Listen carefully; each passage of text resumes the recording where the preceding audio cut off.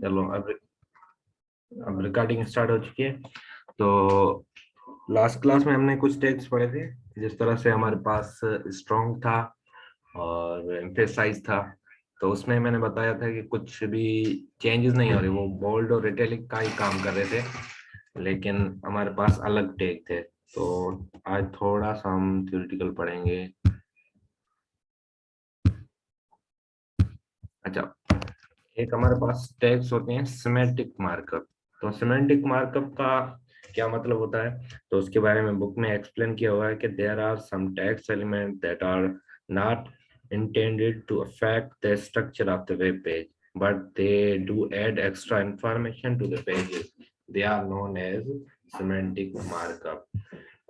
तो इसका क्या मतलब हो जाएगा कि कुछ हमारे पास ऐसे टैग्स होते हैं जो कि आउटपुट पे हमने जिस तरह से पढ़ा था, आउटपुट पे कोई भी इफेक्ट नहीं करेंगे, दूसरे टैग्स की तरह ही होंगे। कुछ ऐसे होंगे वो बिल्कुल भी इफेक्ट नहीं कर रहे होंगे, जो सिंपल टैग्स होता है वही हमारे पास आ रहा होगा। लेकिन ऐसे टैग्स होते हैं जिनको हम सिमेंटिक मार्कअप कहते हैं। सही है, ये चीज समझ में आ गई।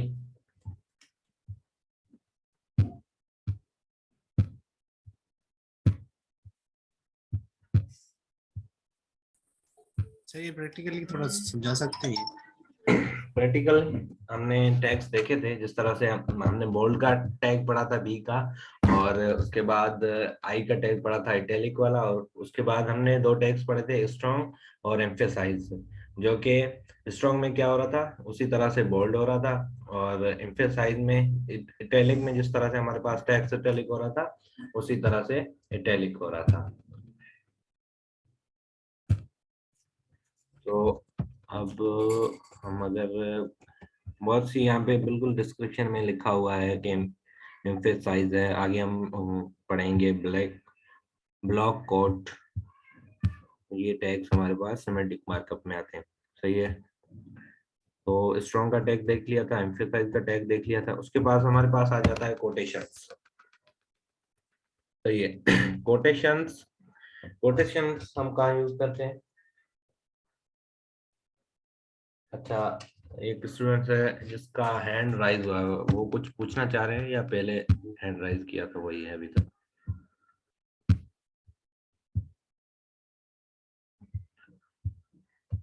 चलो सही है। तो ये हमारे पास फाइल थी जो फर्स्ट क्लास की। हम ऐसा करते हैं, एक बार फिर से जो स्ट्रक्चर वाला था वो भी थोड़ा सा कवर कर लेते हैं। हम आज एक और फाइल बना लेते हैं। नाम देख देते हैं हम सेकंड क्लास, एक्सटेंशन चेंज कर देते हैं डाटा एचटीएमएल। अब हम इसको ओपन करते हैं। ये अभी हमारे पास एम्प्टी फाइल है बिल्कुल, और इसको हम नोटपैड में ओपन कर लेंगे।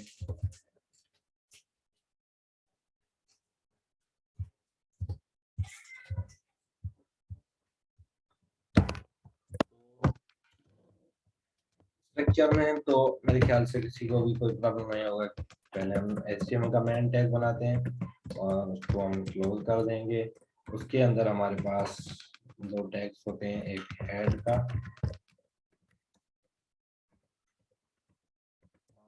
हेड के टैग में हमारे पास आ जाता है टाइटल। आज हमारी सेकंड क्लास है तो हम देंगे इसको सेकंड क्लास, तो हम कर देंगे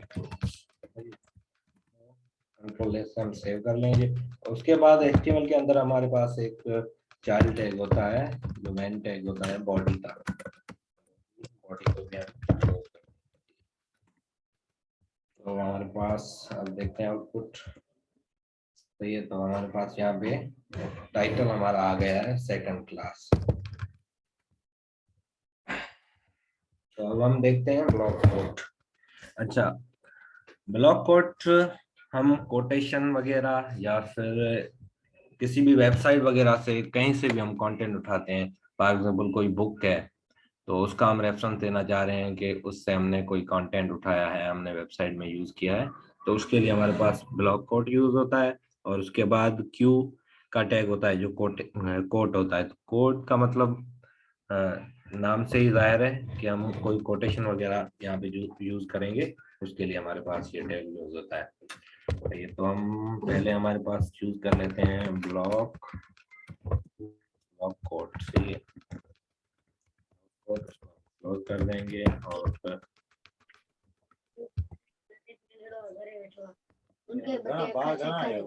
माइक आप म्यूट कर दें।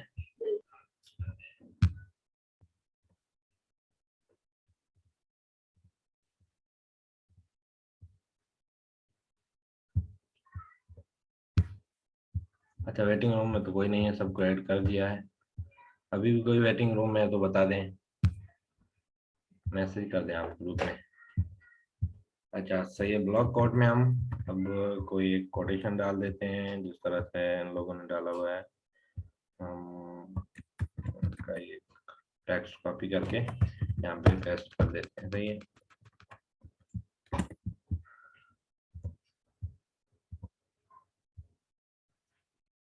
तो यहाँ पे हम देख सकते हैं कि हमारे पास ये कोटेशन आ गई है।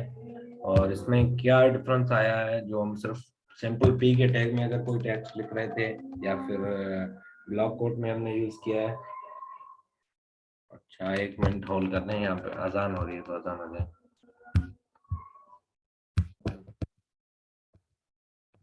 चलो सही है, यहाँ पे जिस तरह से हम सिंपल अगर किसी भी पी में या किसी और तरह से, जिस तरह से H1 का हमने टैग यूज किया था उसमें अगर हम टैग्स यूज कर रहे थे तो यहाँ पे हमारे पास जो स्पेस आ रहा है यहाँ पे वो स्पेस नहीं आ रहा था। सही है, हम एक बार देख लेते हैं। यहाँ पे हम पी का भी टैग यूज कर लेते हैं और उसमें भी यही हम टैग्स कॉपी करके डाल देते हैं, पी को क्लोज कर देते हैं।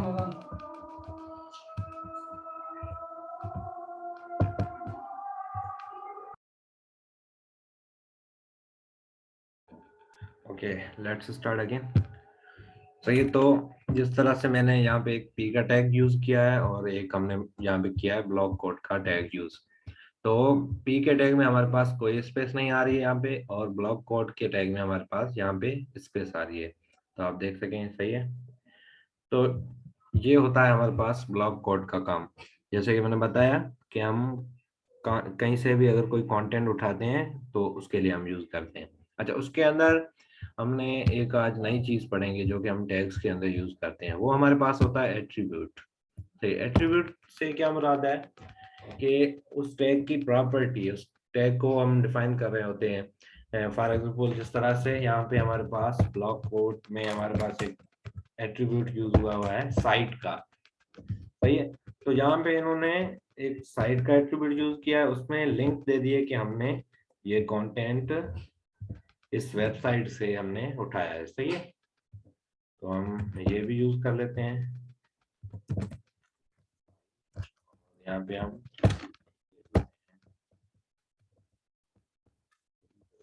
google.com, तो ये हमारे पास होता है एट्रीब्यूट। सही, एट्रीब्यूट थोड़ा सा क्लियर हुआ होगा लेकिन कंप्लीटली क्लियर आपको अभी नहीं हुआ होगा, जिसे हम आगे यूज करेंगे तो आपको आसानी से समझ में आ जाएगा। सही है, उसके बाद हमारे पास एक और टैग है क्यू का। सही है, तो यहीं पे हम यूज कर लेते हैं क्यू का टैग हमारे पी के टैग के अंदर क्यू। ये हमारा कोटेशन हमने टैग स्टार्ट कर दिया और यहाँ पे हम इसको कर देते हैं क्लोज इनसाइड पी। सही है,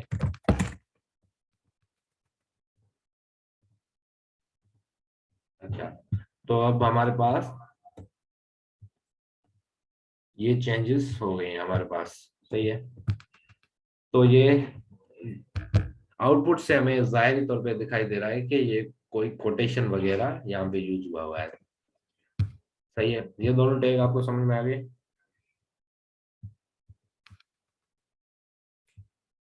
हेलो, सर आ जी गए। जी सर आ गए। कैसे आगे समझे। सर रिपीट करना। तो हमारे पास ये दो टैग थे, ब्लॉक कोड और क्यू का। ब्लॉक कोड हम किस लिए यूज करते हैं, कोई भी कहीं से भी हम कंटेंट। आवाज इशू हो रहा है हेलो, सबके पास हो रहा है इशू या? सर, आवाज कट कट जी के सर आ सही है। अच्छा आपके सर पास मुझे तो कट कट के आ रही इंटरनेट इशू होगा आपके पास भाई। तो हमारे पास यहाँ पे दो टैग थे, एक ब्लॉक कोड का और एक था क्यू का। तो ब्लॉक कोड हम कोई भी कंटेंट वगैरह कहीं से भी हम किसी वेबसाइट वगैरह से लेते हैं तो उसके लिए हम ब्लॉक कोड का टैग यूज करते हैं, और उसके अंदर हम एट्रीब्यूट यूज करते हैं साइट का, उसमें उस साइट का हम रेफरेंस दे देते हैं कि हमने ये कंटेंट इस वेबसाइट से लिया है। सही है। और उसके अलावा हमारे पास एक और टैग था क्यू का कोड, जो कि हम शॉर्ट कोड जो होते हैं उसके लिए हम यूज करते हैं। जिस तरह से यहाँ पे हमने ये क्यू का टैग यूज किया है, तो हमारे पास आउटपुट से जाहिर है कि ये हमने कोई कोटेशन वगैरह यूज किया है। और यहाँ पे ये ब्लॉक कोड का हमारे पास आउटपुट था, तो उसमें यहाँ पे स्पेस आ रहा है, जो कि हमारे नॉर्मल टेक्स्ट या पी के टैग या हमारे पास जो हेडिंग्स के टैग थे उसमें ये इस तरह का स्पेस नहीं था, ये इस टैग में आता है। सही है। तो अब क्लियर हो गया होगा मेरे ख्याल से। Okay sir. सही है। अच्छा उसके बाद हमारे पास टैग्स आ जाते हैं एब्रिविएशंस एंड एक्रोनिम्स। सही है। तो ये हम इसलिए यूज करते हैं कि कोई भी फॉर एग्जांपल हमारे पास कोई भी शॉर्ट फॉर्म हम अगर किसी लेटर का यूज कर रहे हैं तो उसके लिए हमारे पास एक टैग आता है एब्रिविएशन का। सही है। अब हम देख लेते हैं फॉर एग्जांपल, जिस तरह से बुक में एग्जांपल है हमारे पास, तो इन्होंने लिखा हुआ है professor Stephen Hawking is theoretical. तो इस तरह से हम प्रोफेसर इन्होंने शॉर्ट में लिखा है, और उसके लिए यहाँ पे उन लोगों ने यूज किया है एब्रिविएशन का टैग। सही है। तो हम भी एब्रिविएशन का टैग यूज करते हैं। यहाँ पे मैं अगर इस एससीपी के अंदर मैं अगर यहाँ पे यूज कर रहा हूँ एब्रिविएशन का तो टैग ABR, और उसके बाद इसको मैं क्लोज कर देता हूँ। इसके अंदर मैं लिख देता हूँ प्रोफेसर, और इसको हम कर देते हैं क्लोज। सही है। तो इसके अंदर भी हमारे पास क्या है, एट्रीब्यूट यूज किया है इन लोगों ने टाइटल का। तो टाइटल में हम उसका फुल फॉर्म लिख देंगे, लाइक यहाँ पे प्रोफेसर, स्पेलिंग प्रोफेसर की गलती की है। सही है। अब मैंने इसको सेव कर दिया है, और जैसे मैं रिफ्रेश करूंगा तो यहाँ पे हमारे पास प्रोफेसर के नीचे डॉट डॉट डॉट आ गए हैं। और इसके अलावा जैसे ही मैं यहाँ पे इसके ऊपर कर्सर लेके जा रहा हूँ तो यहाँ पे कर्सर के नीचे एक टूल टिप में हमारे पास प्रोफेसर की फुल स्पेलिंग आ रही है। सही है। आपको दिखाई दे रही है सही से?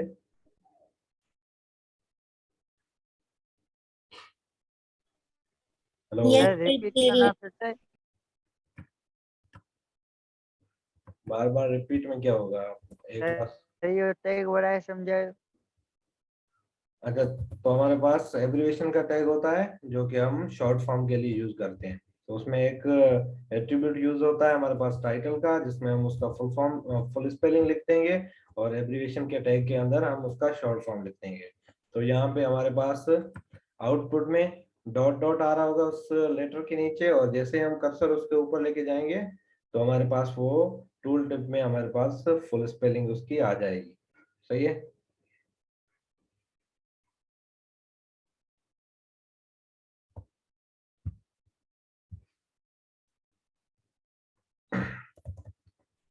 अच्छा तो उसी तरह का हमारे पास एक और टैग है, तो उसको भी हम यूज करके देखते हैं। यहाँ पे हम एक और लेटर को चूज कर लेते हैं यहाँ पे, फिर यहीं पे हम लिख देते हैं। सही है। तो हमारे पास टैग का एक्रोनिम। सही है। AACRONYM।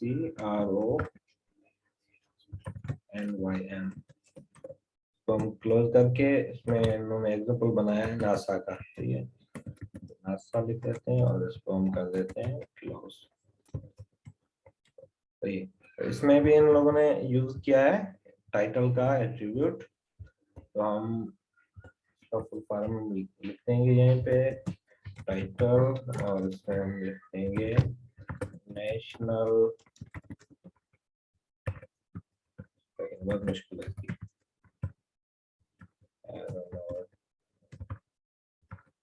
सही है, जो भी है सही है।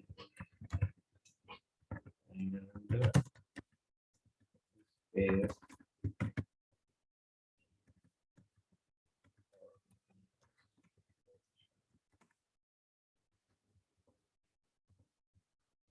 तो उसी तरह से हमारे पास सेम उसका आउटपुट आ रहा है, जिस तरह से हमारे पास एक्रोनिम का एब्रिविएशन का था उसी तरह से। जैसे इस पे भी हम जैसे ही कर्सर लेके जा रहे हैं तो वो भी इसका फुल फॉर्म शो कर रहा है। सही है। अच्छा, इसके बारे में पढ़ते हैं। If you use the abbreviation और acronym then the ABR element can be used. A title attribute on the opening tag is used to specify the full term. अच्छा, उसका फुल टर्म के लिए हम क्या यूज करते हैं? टाइटल का एट्रीब्यूट यूज करते हैं। अच्छा, in the HTML4 there was separate acronym element for the element to spell out the full form of the acronym. The title attribute was used as the ABR element above. HTML5 uses the ABR element for the both abbreviation and acronyms. अच्छा, तो एक चीज होती है हमारे पास versions होते हैं। जिस तरह से HTML पहले आई थी तो HTML के बहुत से वर्जन्स होते हैं, तो HTML4 थी। अब जो हम पढ़ रहे हैं वो है HTML5। तो इस बुक में एक्सप्लेन किया हुआ कि HTML4 था तो उसमें हमारे पास दो डिफरेंट टैग थे एब्रिविएशन और एक्रोनिम के लिए। तो अब हमारे पास सिर्फ एक ही टैग हम यूज करेंगे एब्रिविएशन का। अभी भी वो यूज कर सकते हैं लेकिन अब HTML5 में सिर्फ एक ही टैग यूज होता है। अच्छा, ये बात समझ में आ गई? Yes sir. Yes sir. Yes sir. Okay जी आ गई। ओके।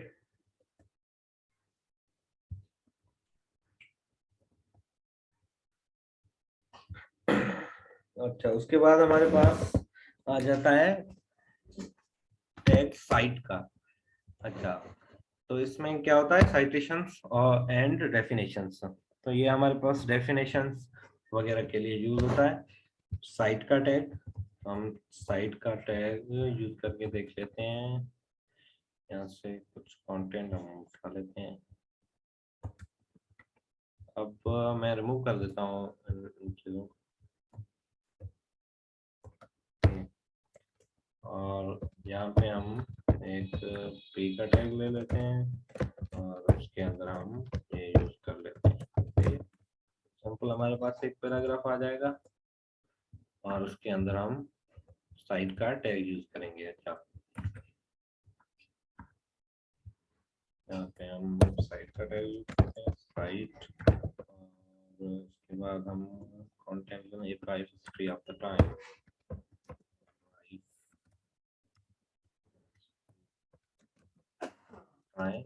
और हम उसको कर देते हैं क्लोज।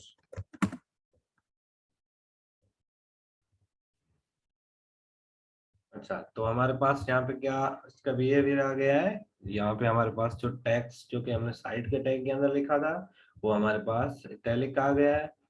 तो when you are refreshing a piece of the work such as book, film or research paper, the cite element can be used to indicate where that citation is from.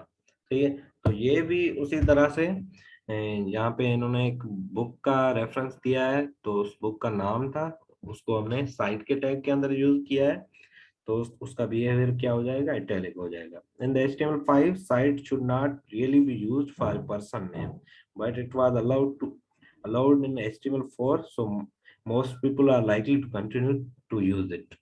तो ये HTML5 में ये name के लिए किसी भी name के लिए यूज नहीं होता था और HTML4 में यूज होता था, तो अभी तक लोग उसे यूज कर रहे हैं। सही है। तो ज्यादातर टैग ऐसे होते हैं जिनका जो आउटपुट होता है वो सेम तरह का होता है, लेकिन हमें बुक को हम फॉलो कर रहे हैं तो हम इन सब टैग्स को पढ़ेंगे, इनकी नॉलेज होना हमें बहुत जरूरी है।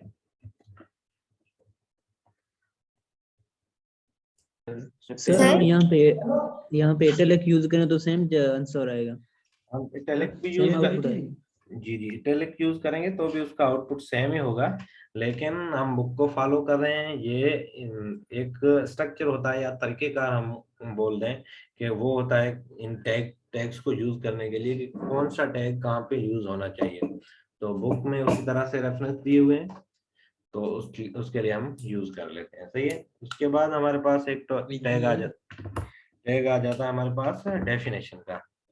तो ये आप अगर कोई क्वेश्चन पूछना, क्वेश्चन पूछ के फिर माइक म्यूट कर दें, या ऐसी जगह पे आप बैठे जहाँ पे डिस्टरबेंस ना हो। तो ये तो हमारे पास एक और टैग था डेफिनेशन। अच्छा, तो हम यहीं पे डेफिनेशन का टैग बना लेते हैं और उसमें कंटेंट था जो ब्लैक ये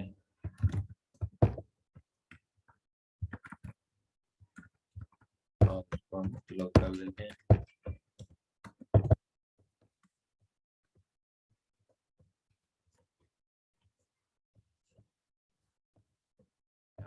तो इसमें भी सेम तरह का आउटपुट है, जिस तरह से हमारे पास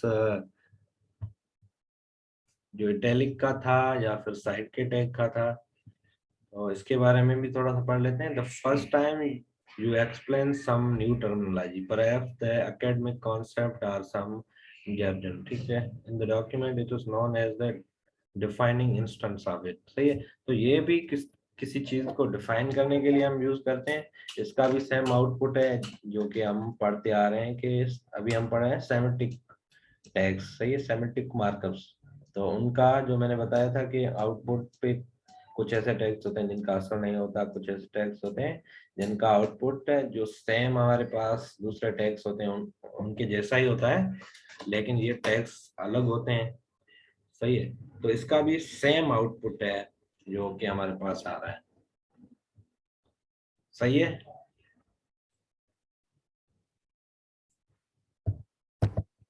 समझ में आ रहा है? Yes sir. जी सर से आउटपुट, इसका आउटपुट सेम है मगर इसके काम डिफरेंट है ना सबके। जी। अच्छा, उसके बाद हमारे पास आ जाता है टैग एड्रेस का। एड्रेस में अगर फॉर एग्जांपल हम कोई बुक लिख रहे हैं और उसमें हम या कोई लेटर लिख रहे हैं, तो उसमें हम कोई भी किसी भी बंदे की एड्रेस वगैरह यूज कर रहे हैं, तो उसके लिए हम ये एड्रेस का टैग हम यूज करेंगे। सही है। तो हम यहाँ पे इसको हटा देते हैं, यहाँ पे हम टैग यूज करते हैं एड्रेस और इसको क्लोज कर देते हैं। और एक चीज हम इस टैग में, एक न्यू टैग, यहाँ पे दो टैग बेसिकली यूज हुए हैं, एक ए का टैग है और एक एड्रेस का मेन टैग है जिसमें हम एड्रेस लिखेंगे। तो हम पी में एक टैग ले लेते हैं और उसके अंदर हम लिख देते हैं ईमेल, लिख देते हैं। तो ये ए का टैग हम उसको एक्सपेंड करने के बाद हम ए का टैग पढ़ेंगे। ठीक है। तो सही है, जो भी है और उसके अलावा हम उसमें लिख देते हैं एड्रेस और पी का टैग ले लेते हैं, इसमें हम लिख देते हैं एड्रेस, इसको कर देते हैं क्लोज। सही है।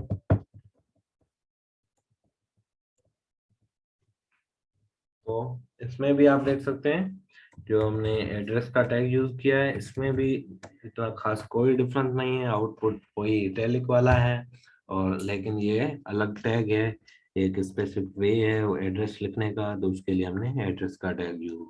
सही है।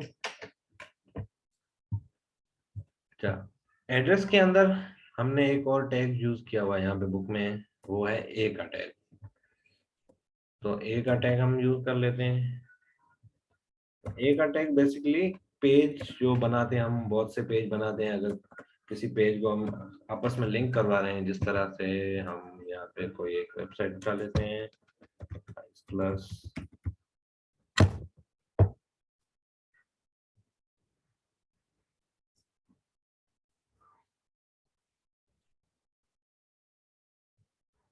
ये हमारे पास जिस तरह से वेबसाइट है, हम जा रहे हैं अबाउट के पेज में,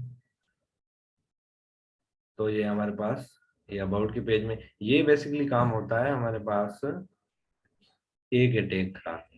सही है, जो कि हमें डिफरेंट पेज लिंक करवाने के लिए यूज करते हैं। और एक टैग का एक और काम होता है, जैसे कि हमारे पास मेल है, यहाँ पे हम मेल के लिए यूज कर रहे हैं, हम क्लोज कर देते हैं और इसको भी हम क्लोज कर देते हैं। सही है। जब हम पेजेस के बीच में जा रहे होते हैं तो उस पेज का नाम लिख देते हैं, उसका राउट का नाम लिख देते हैं, तो वो वहाँ पे जाता है। अगर हमें यहाँ पे मेल के लिए यूज करना है तो उसके लिए हम ये href एक तरह से, जिस तरह से एट्रीब्यूट हम यूज कर रहे थे, टाइटल का एट्रीब्यूट यूज कर रहे थे, उसी तरह का यहाँ पे एक href भी एक एट्रीब्यूट है। तो मेल टू हम लिखेंगे इसमें मेल टू और उसके बाद कॉलन देंगे और उसके बाद हम ये जो मेल है वो मेल हम लिख रहे हैं। सही,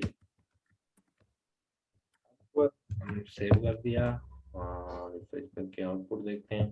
तो अब ये हमारे पास एक लिंक हो गई है। अब जैसे ही मैं इस पे क्लिक करूंगा तो हमारे पास ये मेल का बॉक्स खुल जाएगा। सही है।